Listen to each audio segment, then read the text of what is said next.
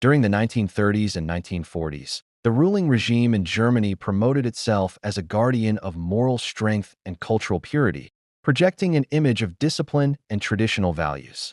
Behind this public facade, however, historical records expose a contrasting and unsettling reality: the widespread use of psychoactive substances, particularly within the military and political elite. One of the most influential substances was methamphetamine, branded as Pervitin. Created in the year 1938 by Berlin-based pharmaceutical firms like Temmler-Werke, it was initially sold legally in pharmacies and marketed as a product to increase stamina, mental clarity, and productivity. Its over-the-counter availability led to broad adoption across society. Workers used it to push through long shifts, homemakers took it to manage daily stress, and students used it to stay alert. Pervitin became a symbol of the era's obsession with performance and efficiency. The military application of Pervitin was especially significant. During the 1940 campaign in France, military authorities distributed approximately 35 million tablets to personnel.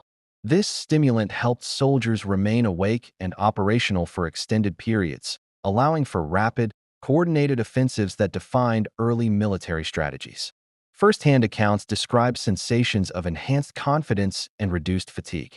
Yet the long-term consequences included dependency, burnout, and psychological damage that impaired both individuals and units. The use of pharmaceuticals extended far beyond methamphetamine. Heroin, developed earlier by Bayer, was marketed as a painkiller and cough suppressant without a full understanding of its addictive properties.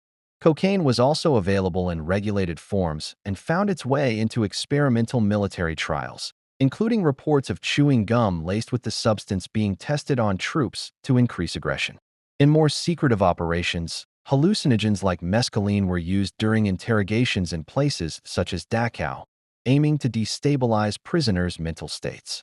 These experiments reveal how the regime weaponized chemistry in pursuit of control and compliance. At the highest levels of power, chemical dependence became a defining characteristic. A prominent Air Force commander, widely considered one of the regime's top leaders, suffered from severe morphine addiction, which diminished his effectiveness and credibility. The nation's leader, though portrayed in public as disciplined and abstinent, received regular injections from his personal physician, Dr. Theodore Morel. Medical records show these treatments included powerful opioids, hormonal supplements, and stimulants. Over time, the frequency and potency of these drug combinations increased, coinciding with the leader's visible decline in health and judgment during the later stages of the war.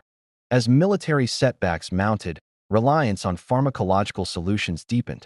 Production of Pervitin persisted despite supply shortages, and decision-makers turned increasingly to extreme chemical regimens. While these substances initially offered strategic and psychological advantages, they ultimately undermined leadership, distorted perception, and contributed to critical miscalculations. One of the most catastrophic examples was the refusal to withdraw from major battles despite overwhelming odds, a stance shaped by both ideology and the altered mental states of those in command. Scholarly research has extensively documented this hidden history. Works such as Norman Ohler's Blitzkrieg, Drugs in the Third Reich, alongside studies by historians like Ian Kershaw and Richard Evans, draw on medical archives, wartime correspondence, and post-war tribunal records to confirm the depth of substance use throughout the regime. These findings paint a clear picture of a society where ideals of strength and purity were contradicted by widespread chemical dependency. In the end, the very tools that helped drive early military momentum contributed to the unraveling of both leadership and structure. The contrast between public ideology and private behavior exposes a regime riddled with contradictions, one that publicly condemned weakness while privately surrendering to it in chemical form. Thanks for watching. If you liked it, subscribing goes a long way in supporting the channel.